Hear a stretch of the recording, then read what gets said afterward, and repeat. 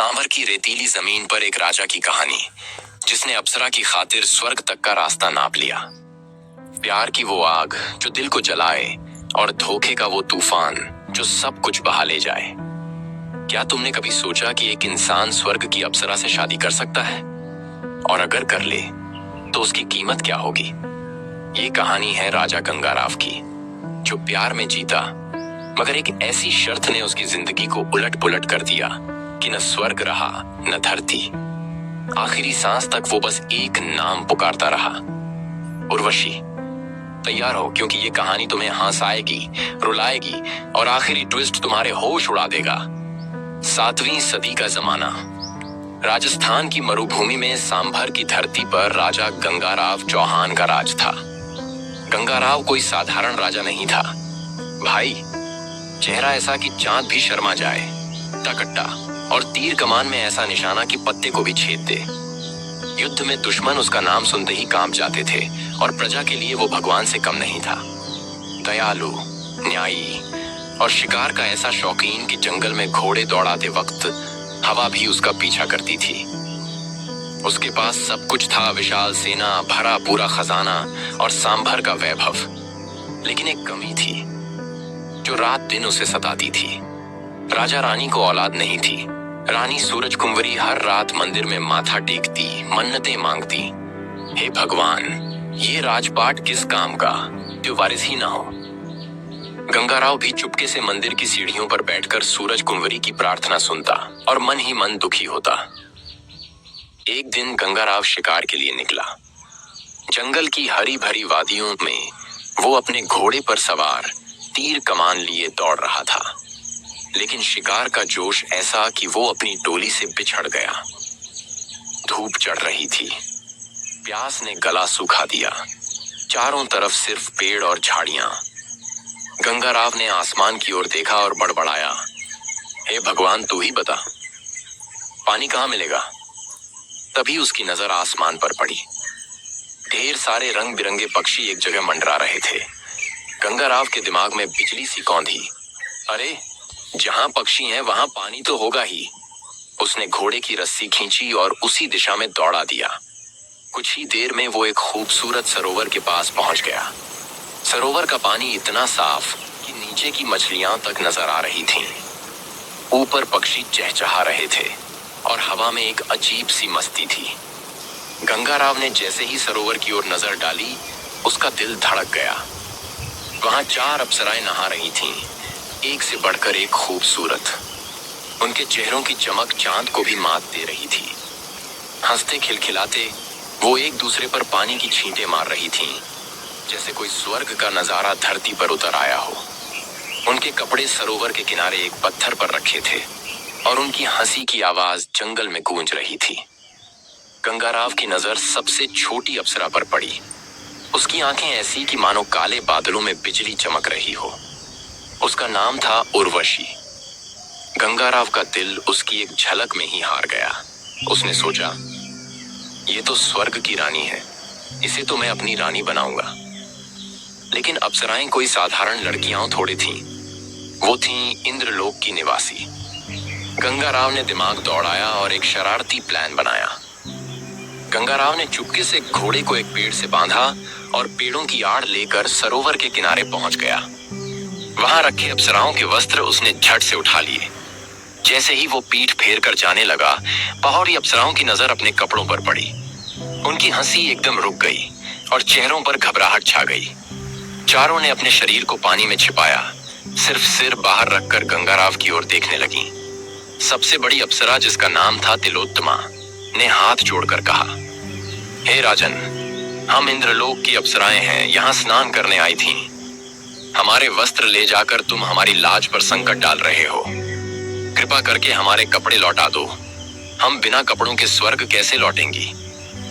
तिलोत्तमा की आवाज में गिड़गिड़ाहट थी, मगर गंगाराव का दिल तो उर्वशी पर अटक चुका था। गंगाराव ने हंसते हुए कहा, अरे अप्सराओं की रानी, गिड़गिड़ाने से काम नहीं चलेगा। पहले तो अपना नाम बताओ, फिर देखता हूं क्या करूं। तिलोत्तमा ने लजाते हुए कहा, मेरा नाम तिलोत्तमा है और ये मेरी बहनें हैं।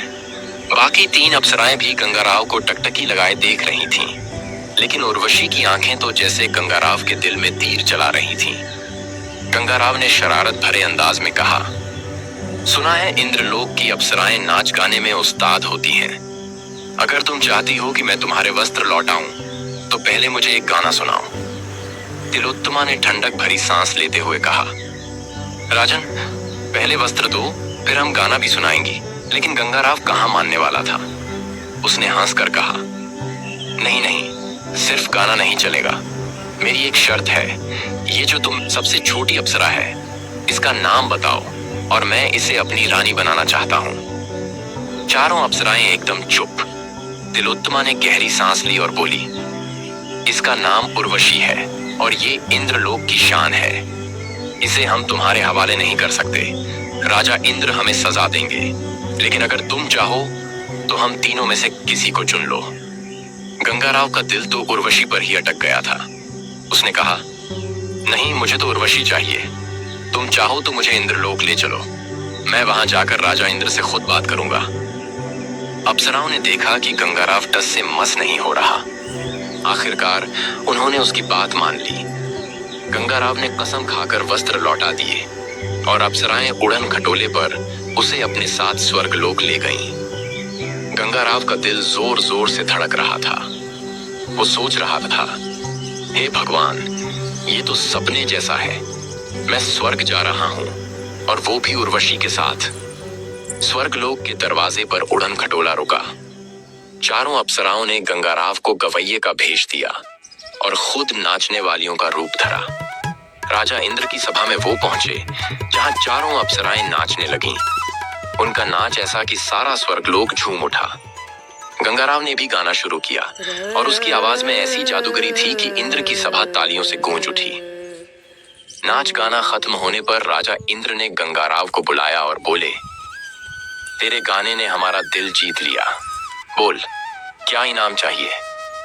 गंगाराव ने हाथ जोड़कर कहा, महाराज, मुझे बस उर्वशी चाहिए। मैं सांभर का राजा गंगाराव हूँ और इसे अपनी रानी बनाना चाहता हूँ। इंद्र का चेहरा एकदम सख्त हो गया। वो सोचने लगे, उर्वशी तो स्वर्ग की शान है, इसे धरती पर कैसे भेज दूं? लेकिन इंद्र वचनबद्ध थे।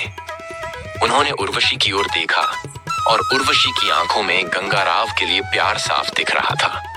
उर्वशी भी सोच रही थी, स्वर्ग का ये वैभव तो ठीक है, लेकिन सच्चा प्यार तो धरती पर ही मिलेगा।